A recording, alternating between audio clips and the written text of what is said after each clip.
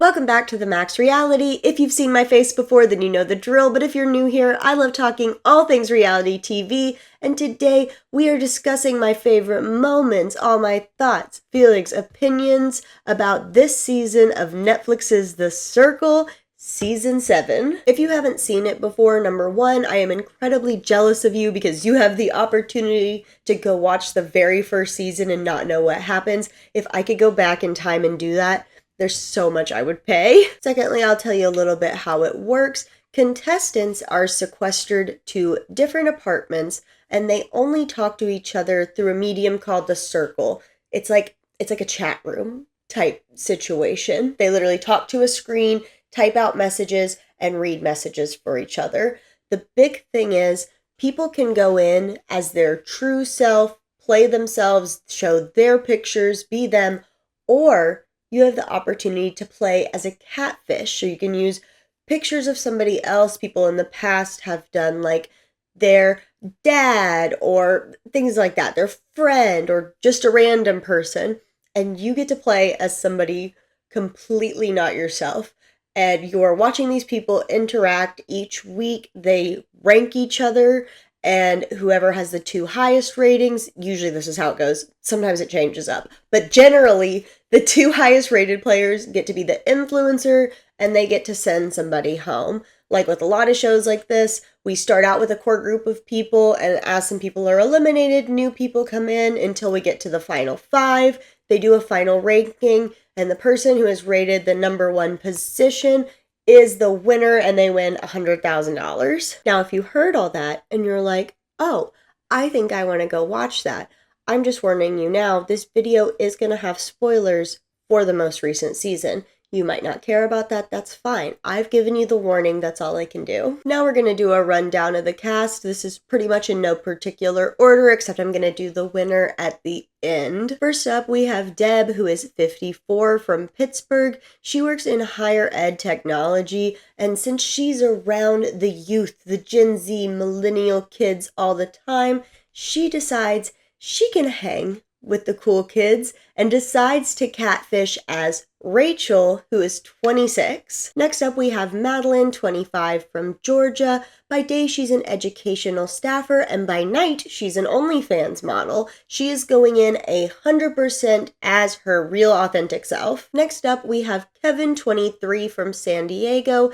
He is a wine and alcohol salesman, and he's going in mostly as himself, but he doesn't want people to know about his job and see him as like the sleazy sales guy, so he decides to change his job to lifeguard. Next up, we have Darian, 29, from Houston. He is a 6th grade teacher, and he is going in as his 100% authentic self. He is quoted as saying the reason why he's doing it is because can't nobody do me better than me. Next up, we have Garrett, who is 29, from West Hollywood. He is a proud cat dad, and he is also entering the circle as his true self. His quote for the reason why is also great, saying, "I catfished as a straight man until I was 21. Not very well, I might add." 10-10. Next up, we have Heather, who is 26, from Tennessee. She is a tour manager for rock and metal bands, and she is catfishing as her friend and former fling, bass player Andy. Next up, we have Jadeja, 24, from Houston. She is a cybersecurity engineer, yes, woman in STEM, and she is going in as her amazing, brilliant, real self. Next up, we have Savannah, 22, from Texas, and she is not playing alone. She has brought with her her beloved dog, Samson, aka Sam, into the circle, and she is playing 100% as herself. Then we have Antonio, 31, from Nashville. He is an insurance adjuster, but in the circle, he'll be playing as his friend, who is a makeup influencer and single mom, Tiara. And last but certainly not least, we have our winners, Jojo and Nikki, 24, from Staten Island. These twins came into the game playing as Jojo's girlfriend, Gianna, because they didn't want to be those stereotypical Staten guys and put people off with their big personality, and it worked. I think the very first thing we should talk about is the newest element that got added to the game, disruptor mode. I've seen a lot of different people with a lot of different feelings about it. And I'm going to be 100% honest. I still haven't completely decided how I feel about it. What I am happy about, though, is that they're willing to try something different. I do think it was time for something to be coming into the game, something different, something to shake up the way they play. Maybe that, maybe not that. Still haven't decided 100%. And when I say I've seen people on both sides, I honestly actually mean I've only seen people who really, really, really dislike it, and then people who are kind of neutral about it. I haven't seen anybody praising it, so I guess I should be clear on that. It's not really like a 50-50 toss-up. I've mostly seen people who hate it. I think the biggest consensus of things I saw from people who didn't like it were people feeling like this is just another way for the producers to control what happens in the game, like who gets to stay and who gets eliminated. And while I hear them and I understand and I get why that feeling is there, I don't know how to say this like super gently, but like that's already what's happening in this game. Like, I don't know, I just kept hearing people talk about this, and maybe I'm just like not like, I do understand, like, yes, it's giving them another thing, but like truly and deeply, that is how these kind of games work. And like at some point producers do have to come in and like make adjustments to games like this. In my opinion, I think it gets kind of stale if it just stays the same. I love seeing something added in. Again, do I necessarily think disruptor mode was it? No, but I don't really get the argument of like, this is just for the producers to control the storyline. It's like, yeah, that's what they do. Like, I don't know. I get it and I don't get it. I mostly don't get it. Like, not to harp on it, but the producers have control over who they can and can't talk to, when they can talk to them. The circle isn't like an open platform where anytime they want to like have a chat with somebody, they can. Like, it's, I don't really, like, I get it and I don't get it. That's all I'm going to say now. I really did enjoy the cast this year. Deb, fantastic TV. Loved watching her play as Rachel. I loved also just seeing her confidence through the game, to the point when she was yelling, I'm the HBIC or whatever. I was just like, I was here for it. I loved it. I loved watching every minute of it. Then JoJo and Nikki, I loved the twins. The boys were just such good TV. Then Jadeja, I just loved her. I truly and deeply thought she was going to make it to the end. I had it. I saw it. And it all got taken away. Darian, I mean, they're all, like, I think it was a good mix. I know there's people that people hate from this season, but y'all know my thing about it's just reality TV. I have the disclaimer in the front. Do I not like some people's play styles and strategies? Yes, but like, I don't know these people. I've never met one of these people. I'm not going to take the energy to like hate one of them. But there was people I did not like watching. And I think that has to segue us into the biggest thing every single person in the universe who is talking about the circle is talking about, which is Madeline. I saw a TikTok of Corey Tyler talking a little bit about this, and I feel like she just worded it very beautifully and elegant. I'm gonna just botch it up for y'all and give kind of my thoughts that agree with it. But I'll have her TikTok link down below if y'all want to go watch that. Pretty much at the end of the day, this is a strategy game. I am not going to get like actively mad at somebody for how they play the game like this. This is a conundrum I see a lot when I'm watching The Traitors. Not from necessarily people watching The Traitors, but during the show, people actually getting emotionally hurt that somebody's been lying to them the whole time. It's like, yeah, like that's the game. So I feel like the way people are like attacking this girl, wild. But what I also agree with is, and Corey Tyler also talked about this, how what Jadeja had to say at the reunion was correct. Loved it. It was like Jadeja was speaking the words out of my mouth. Because if you're gonna play the way Madeline chose to play the game, you have to be able to go at the end and be like, yeah, I did it. Like, you can even say sorry if you want that you hurt people's feelings, but crying about it and making yourself like like try to be like the victim in this situation is where it loses it for me. I lose all respect for the play style when you can't just own it up. When you play aggressively like that, you have to, like, it's just silly to, like, sit there and cry about it at the end. It's like, girl, like reality has to hit you. Like, I don't, that was the big thing that got me. That was my big thing about it. I was like, don't cry about it. Don't cry about it. You did it. But I have seen people speaking wild about her.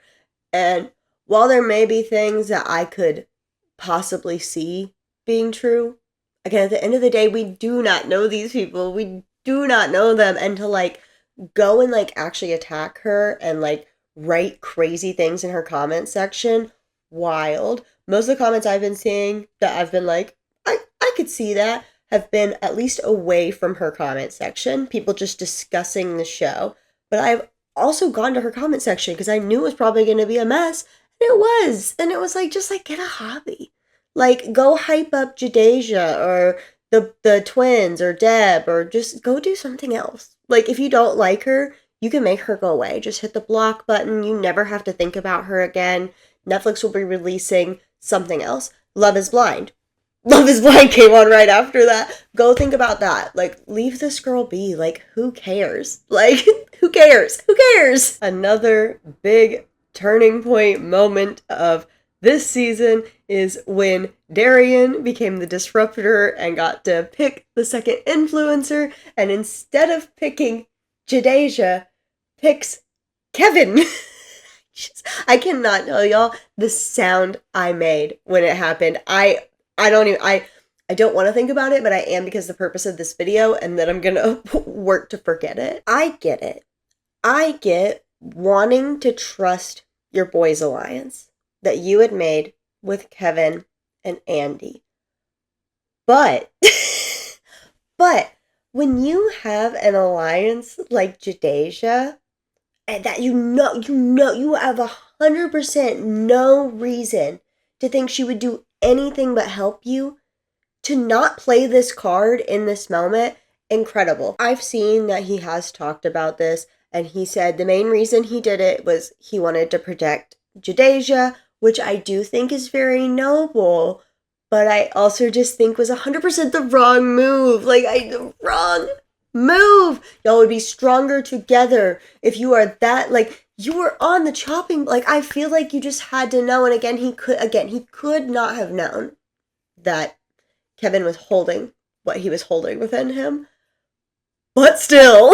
And while it made me very sad that Darian ended up going home after having all the power in his hands, it did give us him meeting Jadeja and them kissing, and it was so cute. And I'm happy to report, if you have not seen around the internet, yes, they are together in real life. This thing filmed like a year ago, and they're together. So I love that for them. That makes me so happy. I saw them on live together the other day. A bunch of the Circle people were hanging out, and they were specifically together, like, in a little corner, just being so cute. And I was like, I love it, I love it, I love it, I love it. Since we're talking about effects of the disruptor, we should talk about Deb, aka Rachel, and Madeline having to swap profiles.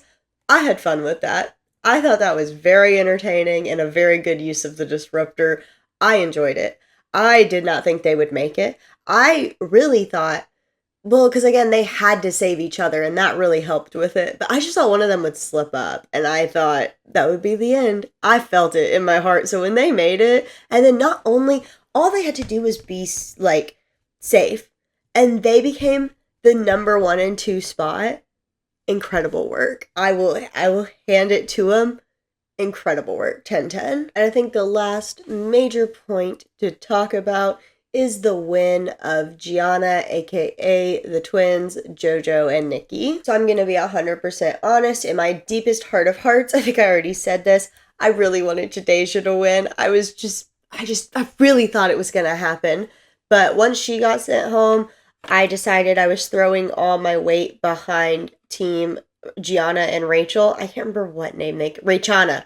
I decided to throw all my weight against them because I thought Gianna had a really high probability of winning. Number 1, they were my favorite people to watch in the circle. Just I had so much fun anytime any of them were on screen. That was my primary reason, because while I try my hardest to truly like watch this as objectively as I physically can, that amount I found out is not as high as I would like it to be. Something I'm working on, but they were definitely the most fun to watch to me. And when Gianna's name was announced, I literally leapt from my couch. I was so excited. I was also so sick and I really needed a win. And that was my win. I was truly sitting there like, I am so ill. Please give me something. And it came to me. Truly, to go from should have been eliminated night one to influencer back to back to back, like, I have to give it to him. I really, like, if I had to pick between the two, Gianna was the one I wanted to win. I also just would have been happy with Rachel, but they played so well together, in my opinion. Number one, playing with a second person, even though they're twins, I don't know if that gives them a leg up or anything, but I can't imagine having to do that with another person. I think some people would probably say it helps, some people say it doesn't, but the way they were able to maneuver conversations, build alliances where they're needed to.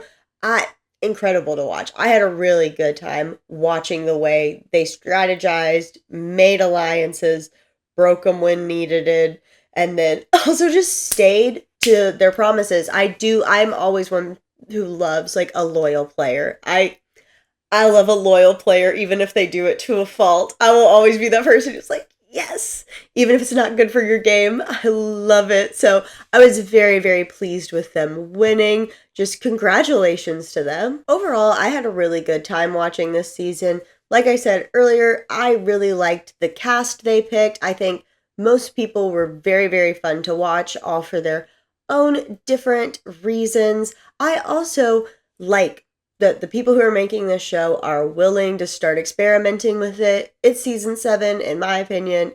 You need to like shake things up. I would much rather see them be willing to try something than just let the show get old and stale. That's my personal opinion on that. As always, I want to hear your thoughts, feelings, opinions, comments, all that and more down below. Did you watch The Circle Season 7? My personal favorite comment I've seen on the internet about it so far is that this finale would have made Shubi cry. Fantastic. I'd love to hear if you agree with that, if you disagree. Do you love The Circle? Do you hate The Circle? Tell me any and all of that down below. And until then, I'll see y'all in the next one.